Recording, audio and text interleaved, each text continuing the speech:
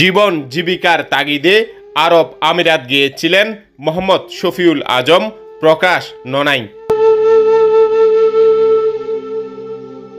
এক বুক স্বপ্ন নিয়ে প্রবাসে পাড়ি জমান তিনি, অথচ নিয়তির নির্মম পরিহাস, স্বপ্ন ফিরেছে কফিনবন্দি লাশ হয়ে।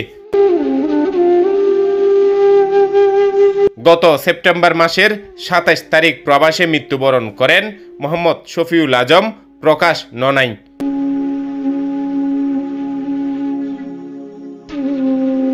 তিনি চট্টগ্রামের ফটিকছড়ি উপজেলার নাজিরহাট পৌরসভার ৭ নং ওয়ার্ডের জিয়াউল গুমস্তার বাড়ির মরহুম মোহাম্মদ হোসেনের ছেলে। অল্প বয়সে মৃত্যুবরণ করা মোহাম্মদ শফিউল আজম ননাই রেখে গেছেন এক ছেলে, এক মেয়ে সহ বিধবা স্ত্রী, ভাই বোন সহ অসংখ্য গুণাগ্রাহী।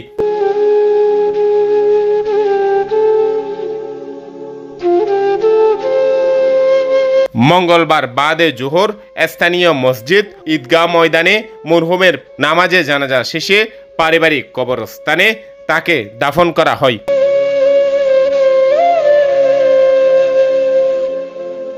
আহমেদ এরশাদ কুকন, দৃষ্টিতে বাংলাদেশ।